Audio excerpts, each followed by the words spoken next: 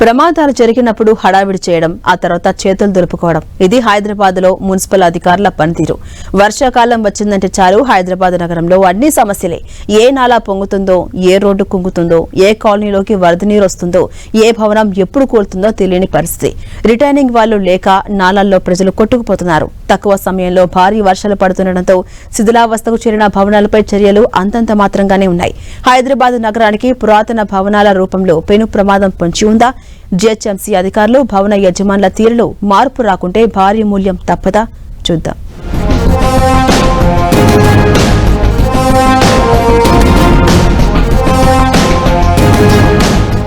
Greater Hyderabad municipal corporation పరిధిలో పురాతన శిథిలావస్థకు చేరిన భవనాలు ప్రజల్ని భయపెడుతున్నాయి.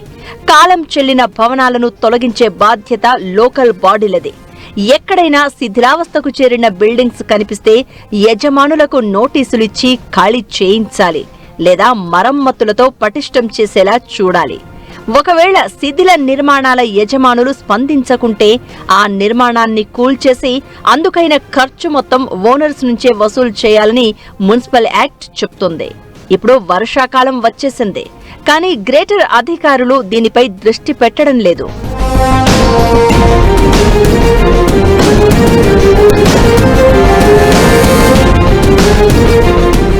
వర్షాకాలంలో సిటీలో ఎక్కడో ఒక చోట నిర్మాణాలు కూలడం, ప్రమాదాలు జరగడం నిత్యం జరిగేదే. నిర్మాణంలో ఉన్న భవనాలు, కాంపౌండ్ వాల్స్, రిటైనింగ్ వాల్స్ తో ప్రమాదాలు జరిగిన సందర్భాలు చాలానే. సెల్లార్ల తవ్వకంలో నిబంధనల్ని గాలి కొదిలేయడం వల్ల ప్రమాదాలు జరుగుతున్న ఘటనలు ఉన్నాయి. సికింద్రాబాద్ మార్కెట్ ప్రాంతంలో గతంలో పురాతన భవనం మొదటి అంతస్తు నుంచి బాల్కనీ విరిగిపడి కింద ఉండే షాపు యజమాని మరణించాడు. పారడైజ్ సెంటర్ చంద్రలోక్ కాంప్లెక్స్ లో రైలింగ్ కూలి వ్యక్తి మరణించాడు. పలు కార్లు, టూ వీలర్లు ధ్వంసమయ్యాయి. 2 ఏళ్లకు ముందు ఒక ఇల్లు కూలి బాలుడు చనిపోయాడు. చెట్లు విరిగిపడి వాహనాలు ధ్వంసమయ్యాయి. ఇలా సిటీలో వర్షాకాలం నిర్మాణాలు కూలడం, ప్రమాదాలు జరగడం మామూలుగా మారిపోయింది. కొత్త భవన నిర్మాణాల కోసం తవ్వే సెల్లార్లు, వాటి పక్కనే ఉండే గోడలు ఎక్కువగా వర్షాకాలంలో కూలి ప్రమాదాలు జరుగుతూ ఉంటాయి. వీటిపై అప్పటికి మాత్రం హడావిడి చేసే అధికారులు ఆ తర్వాత చేతులు దులిపేసుకుంటున్నారు.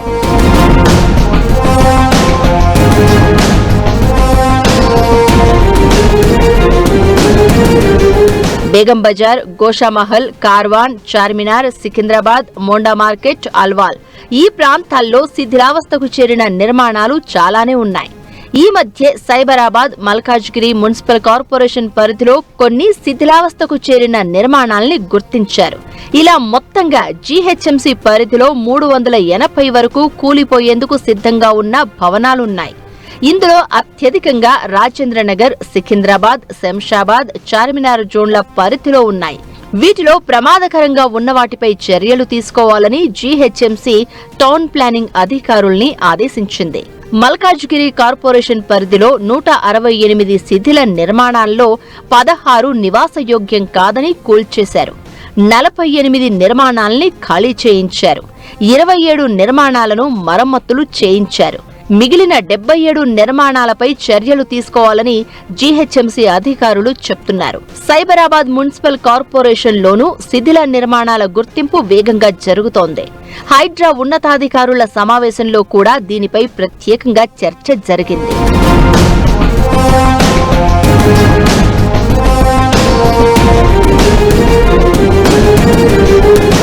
సిటీలో వర్షాకాలం భారీ వర్షాలు కురిసినప్పుడు శిథిల భవనాలు ఎప్పుడు కూలిపోతాయోనన్న టెన్షన్ పెరుగుతోంది.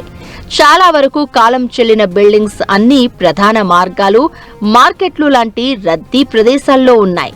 ఇలాంటి చోట ప్రమాదం జరిగితే దాని తీవ్రత దారుణంగా ఉంటుంది. గతంలో సిటీలైట్ హోటల్ ప్రమాదం ఇందుకు ఉదాహరణ. ముంబైలో ఒక పురాతన భవనం కూలి 30 మంది వరకు మృత్యువాత పడ్డారు. హైదరాబాద్ లో ఇలా శిథిలావస్థలో ఉన్న నిర్మాణాలతో ప్రమాదాలు జరగకుండా ఇక ముందైనా జీహెచ్ఎంసీ చర్యలు తీసుకోవాల్సిన అవసరం ఉంది. లేదంటే చేతులు కాలిన తర్వాత ఆకులు పట్టుకున్నట్లు పరిస్థితులు తయారవుతాయనేది అధికారులకు పలువురు ఇస్తున్న డేంజర్ అలర్ట్.